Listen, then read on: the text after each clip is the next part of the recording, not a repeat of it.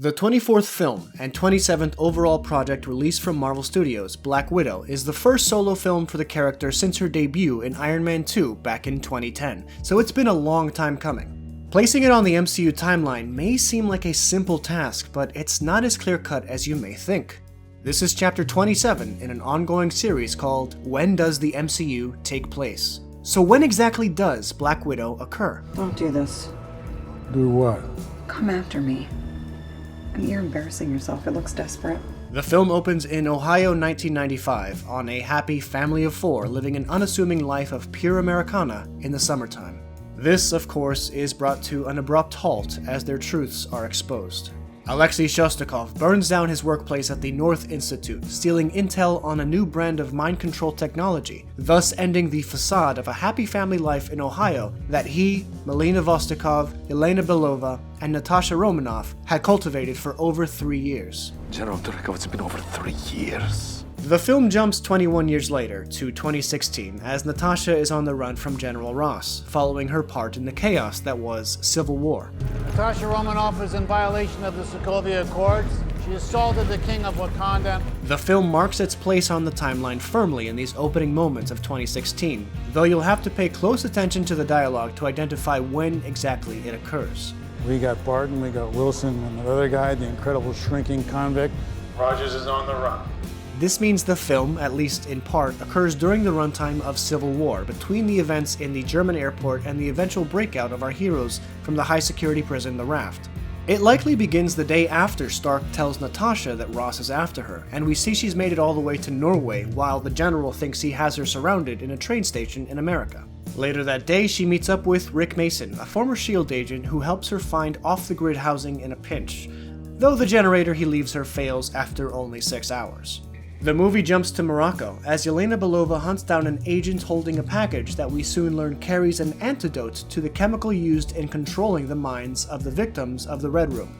This scene isn't concurrent to Black Widow on the run, but actually must occur at least a week or two before that, as we know Rick Mason allowed Yelena to stay at his apartment in Budapest, where she then slipped the antidotes into Natasha's mail that Rick eventually brought with him to give to her in Norway. And then Yelena waited for the Avengers to take down the Red Room for some time.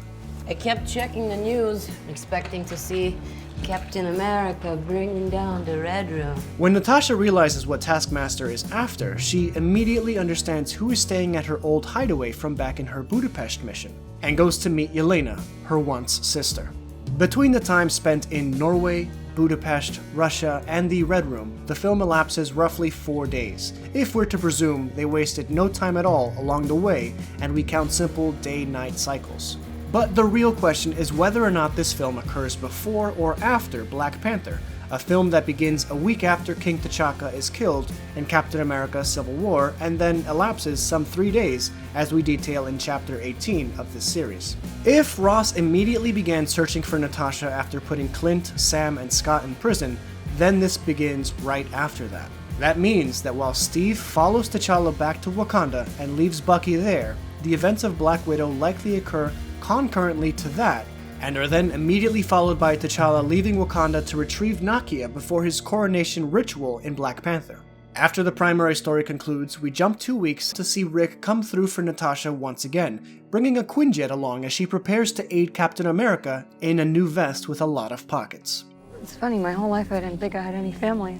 Turns out I got 2, so one of them's a bit of a mess right now. I'm gonna go break a few of them out of prison. If we're to believe that Captain America Civil War occurs in early April 2016, as we detailed in chapter 13 of this series, then the majority of Black Widow likely also occurs within the first and second weeks of April 2016. There is a post-credits scene that jumps forward almost a decade into what we presume is 2024, a year after the events in Avengers Endgame, wherein Natasha sacrifices herself for her friend Clint. Here, Yelena and her dog Fanny visit the grave of her sister in Ohio, while on holiday from her work with Valentina Allegra de Fontaine. We can presume this is 2024 considering Valentina was introduced in The Falcon and the Winter Soldier, and that took place in April and May of 2024, which we'll explain in chapter 25 of this series. There is only one full date featured in the film, that being in the opening credits on Natasha's birth certificate, which reads December 3rd, 1983. At first glance, it looks like it reads 1986, but the 6 appears to be nearly identical to the handwriting of the 3 on the left. This is only a month off from the birth year that Arnim Zola claimed she was born, so I'm inclined to believe December 3rd, 1983 to be her actual birth date. Romanoff, Natalia Alexeyevna, born 1984. This puts her at 11 and a half years of age in 1995, 32 years of age in 2016, and 39, almost 40 years of age when she dies in Avengers Endgame. 12.5% of the runtime occurs in 1995, 85.6% in 2016, and 1.9% in 2024. Thank you for watching, and please don't forget to like this video if you want to see more just like it. I'll be updating this multi-part series in the coming months with higher quality versions of the videos listed in the playlist, as well as other new titles that Marvel Studios releases to keep you up to date on when everything takes place in the MCU. So subscribe if that's something you're interested in, and click here to watch more videos in this series right now. Thanks, have a good one.